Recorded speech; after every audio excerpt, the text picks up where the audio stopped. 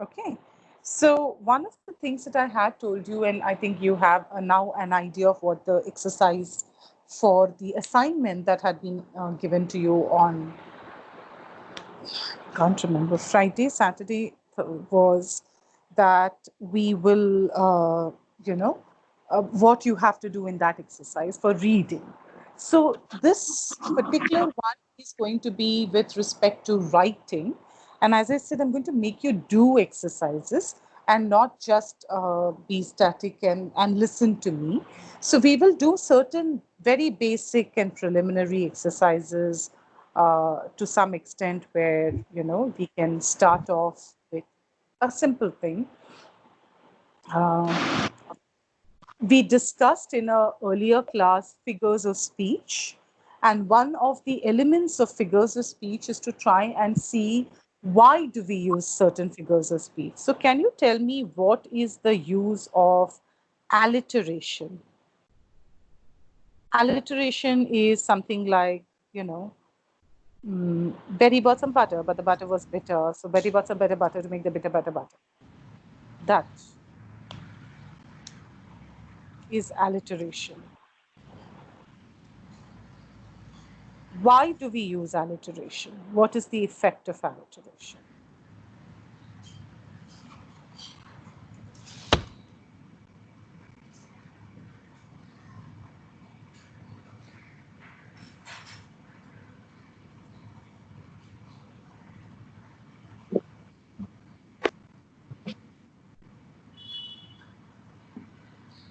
Do you like alliteration? Let me ask you something like that. Very simple. Can you think of any alliteration that you like, or can you share any alliteration that you like? It could be in any language, a tongue twister, anything.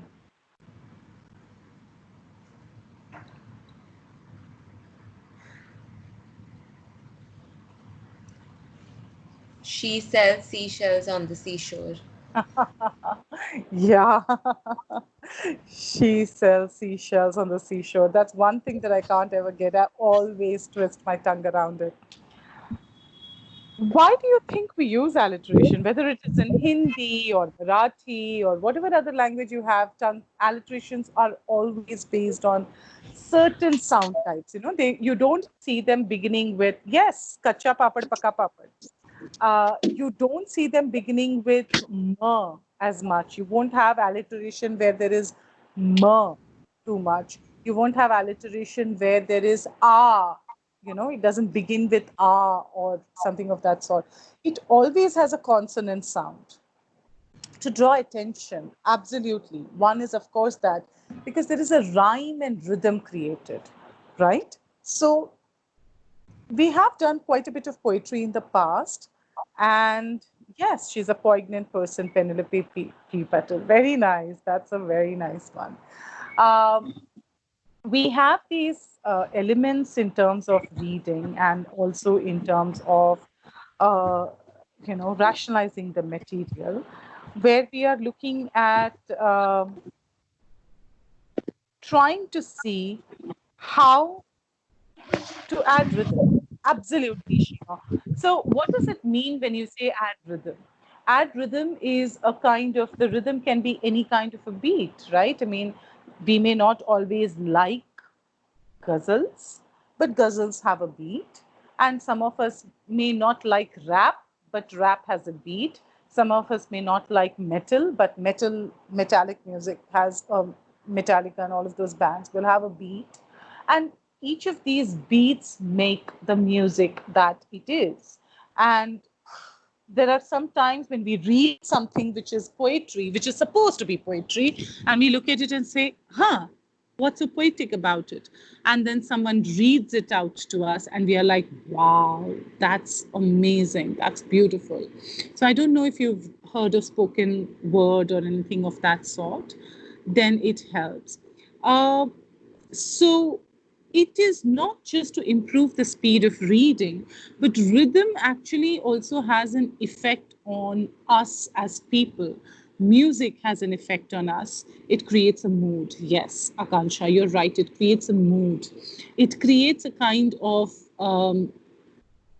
you know, uh, For instance, if you hear horror music, you there is nothing horrifying about horror music. It's just that you've associated with horror, and so you always are, this is spooky music. But actually, the music is not by itself spooky. It just is associated with spookiness. And so every kind of rhythm leads to that lasting effect, which is emotional. And you're right, Shion, it leads, therefore, to a great memory. Not that it is always a great memory, but it is very memorable. And that is why we use rhyme. That is why we use end rhymes. That is why we use alliteration. That is one of the reasons why we try and look at the words. And, when people say speak in meter, that's what we mean by speaking in meter. And passages can be poetic and poems can be prose like. And passages are poetic because they have a beat, and poems are sometimes very prose like because they lack that beat. And so those are elements that we will have to be looking at in writing and trying to see, what do I want to do with the child? Now, if you notice, and this is something that happens in young children's books, you won't see too many of alliterations. You won't see a Betty bought some butter, but the butter was bitter kind of thing in children's books which are below 5 or 6. Why do you think that is?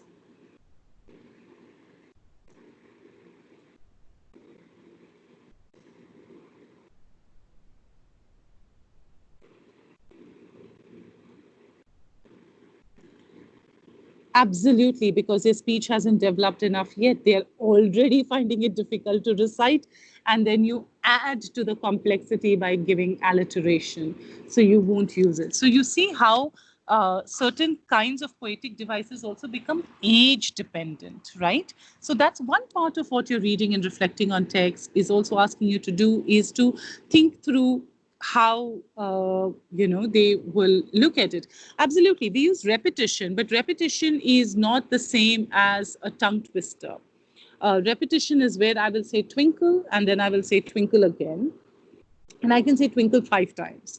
But berry blossom butter was bitter kind of thing. When you talk of a butter bitter, when they are very similar in terms of end rhyme, beginning consonant, seashells, all these kinds of she sells, seashells, and that is where the tongue twister really becomes complex, and the child is not able to, utilize it. It doesn't mean that we don't use alliteration at all. In fact, you will find Miss Marvel, Miss Muffet, the Miss Ma, that comes in. Little lamb, Mary had a little lamb. You do have the l sound repeating. So you have alliteration, but it is limited to just about 2 words and not something.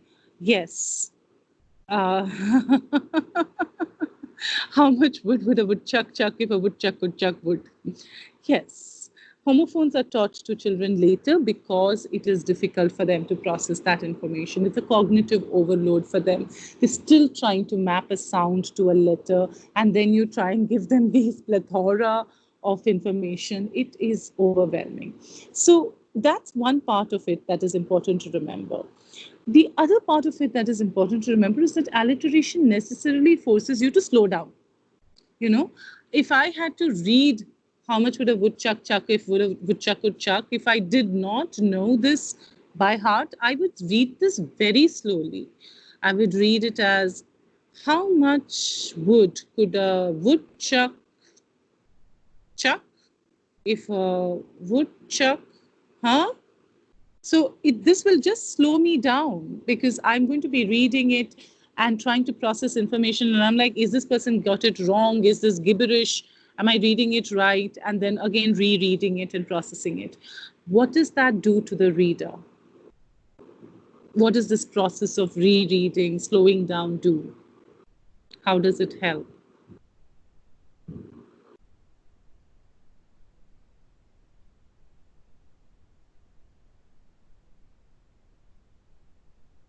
Yes, it slows you down and you need to focus to comprehend.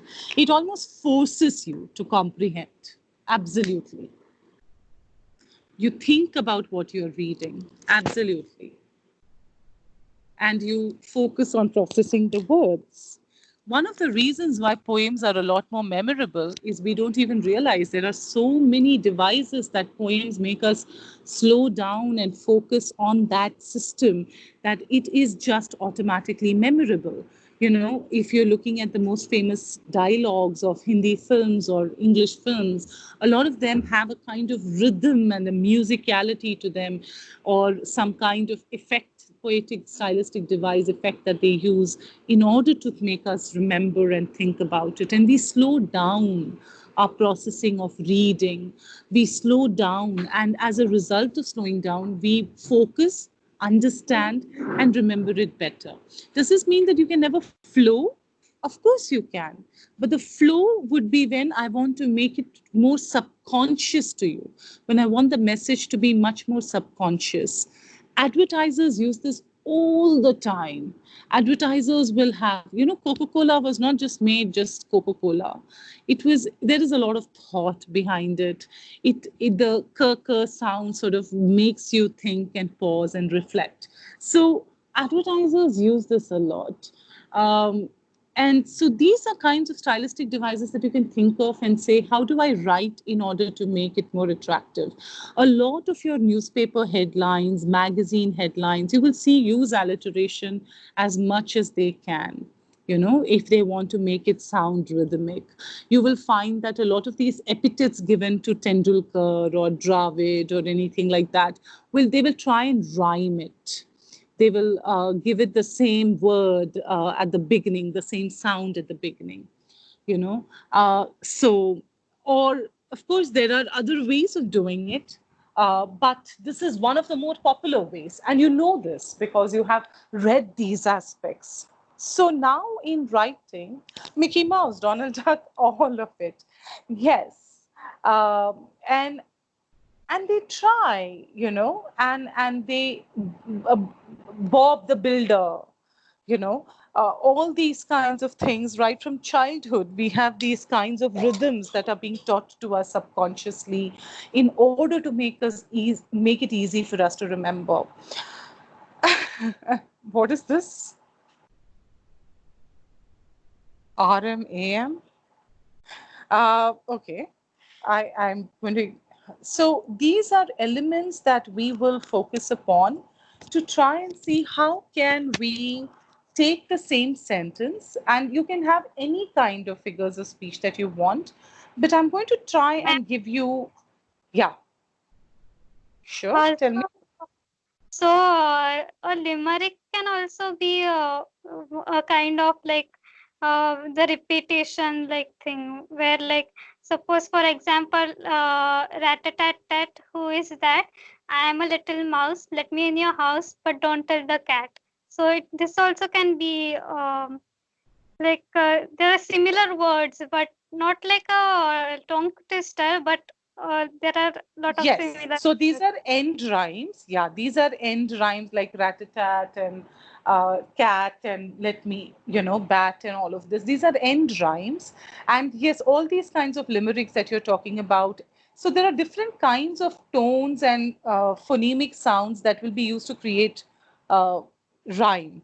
Generally, when we think of rhyme, we always think of the end rhyme, right? We think of how it has to be twinkle, twinkle, little star, how I wonder how you are, and that has to be rhyming.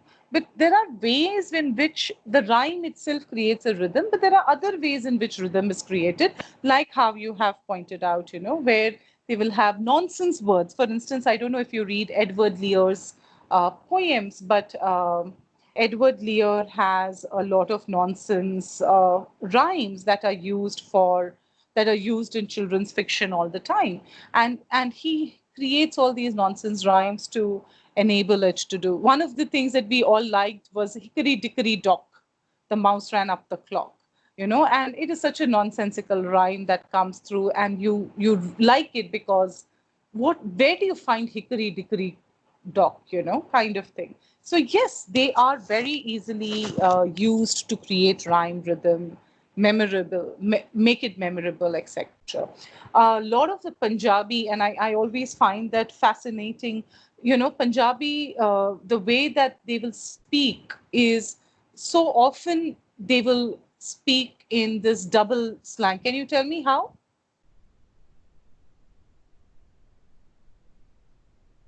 Can you give me any one example? Roti shoti.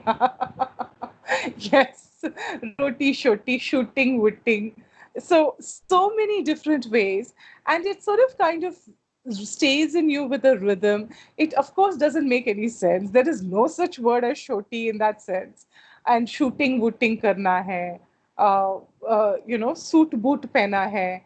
And you're like, ha, suit boot theek hai. But it came from there. And of course, boot was a word that was being used. But all of it, pani bini, ha ha, khatirda. So they will have all these kinds. And you can come up with a list of it, and it is so much rhythmic, and as a result of it you kind of get attracted to listening to it.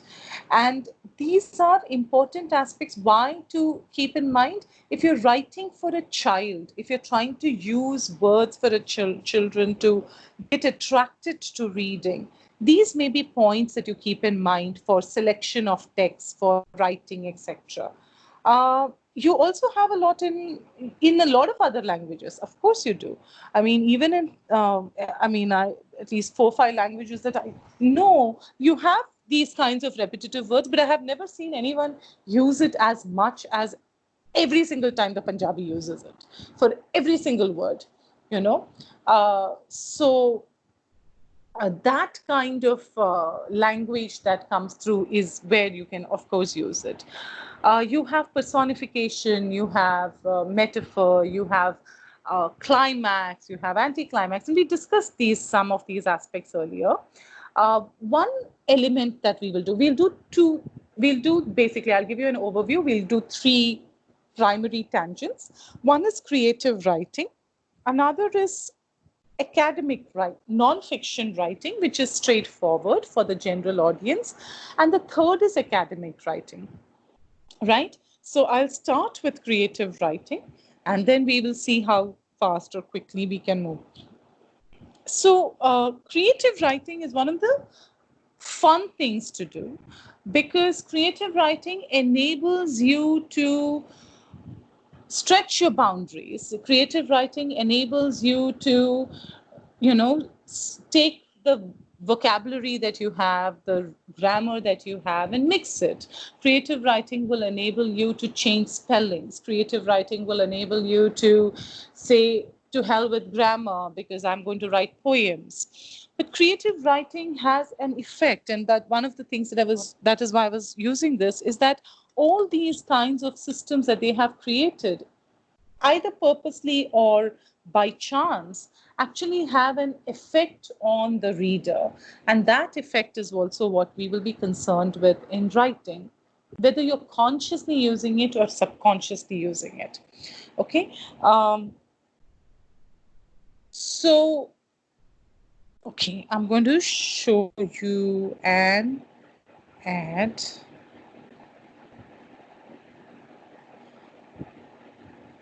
Uh,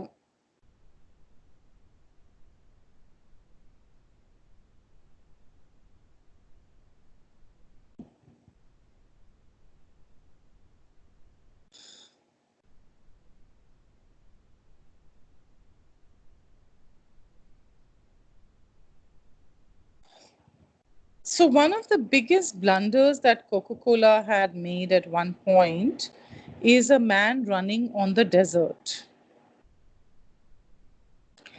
And they had made an error with it.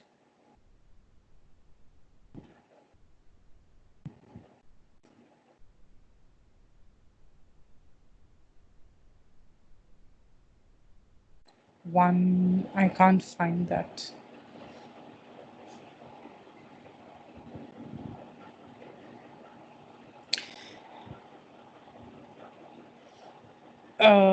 So I can't find the PPT where I generally have it. But okay, so basically what they had is the left panel had the man running and being very tired. The middle panel had the man, getting a Coca-Cola, and the third panel had the man running with a smile. Do you think this is a good ad to have? No, I'm not showing the scene because I can't find it, but I'm still trying to search for it. But think about it. The left panel has a man tired, and the middle panel has the man finding uh, the Coca-Cola, and the third panel has the man uh, had man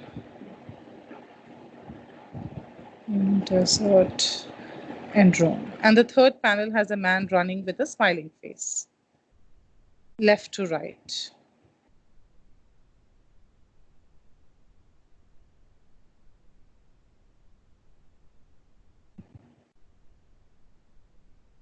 Do you think that was a good ad? Uh, no, because Why? it shows that Coca-Cola quenches thirst, while I don't really think that's the case. Like it's almost a replacement for water. That's what the ad is indicating, I think. So why is it bad? I mean, Coca-Cola wants to say that it is a replacement for water. But it's not. You're just drinking sugar and No, just that is a different thing. Yesterday we discussed this fact that my purpose in an ad is not to give you correct information. My purpose in my ad is to sell something to you.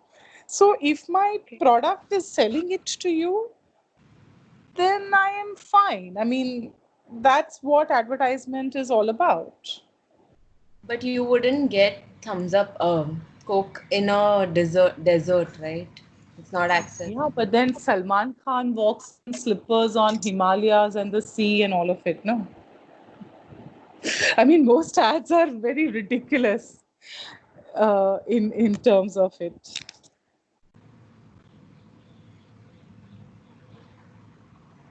I'm asking. I'm just asking.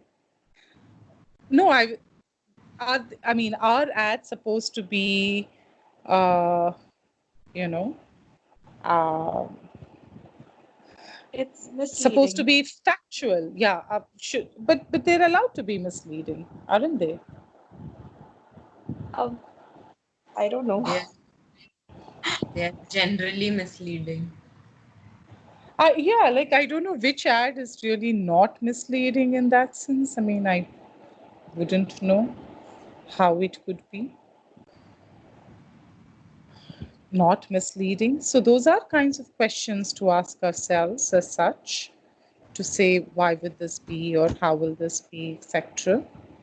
Uh, I'm not going to get into too much of detail, but tell me, if I tell you the left panel, the first panel, is the man drinking, is the man tired and thirsty on the in the desert. Okay. The middle panel is the man getting a Coca-Cola, and the right panel, this is a three-panel stretch, and the right panel is the man uh, drinking Coca-Cola and with a smile on his face running. Okay, So this is clear in your head. it, Mm-hmm. the order Yes. of the images makes it seem like he was first looking for it, then he found it, and then he's happy. Yes, he was looking for it, or he's tired, and Coca Cola made him energized.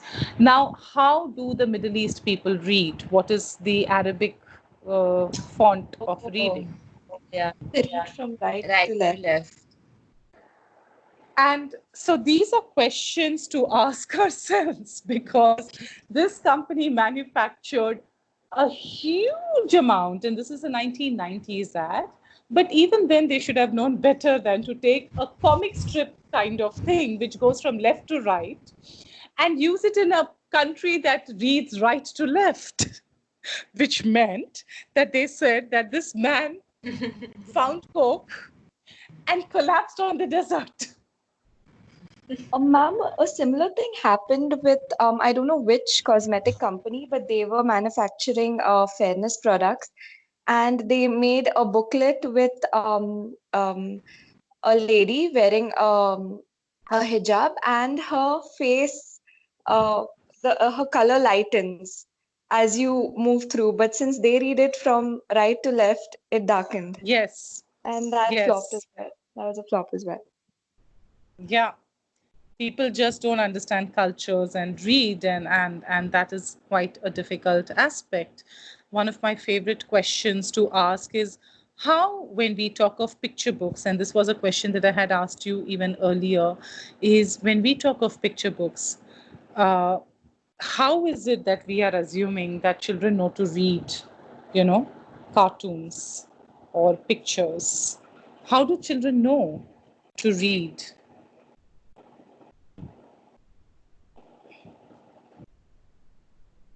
How do they know where to go, how to move?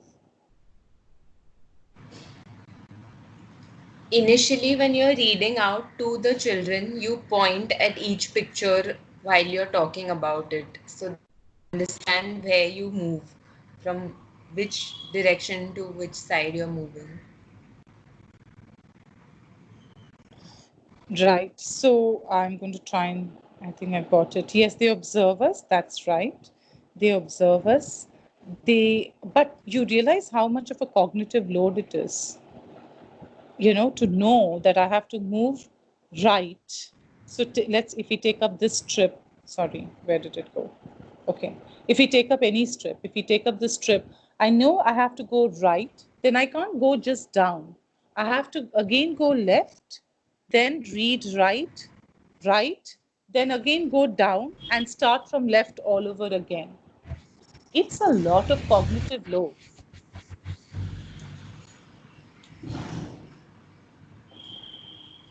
It's huge. And it is something that children seem to pick up very early. We give them picture books and we say that picture books will have these pictures and children will be attracted. They're attracted, but they're also cognitively distracted. And these are important aspects to keep in mind. Why? Because when we are writing, then we can bold the font.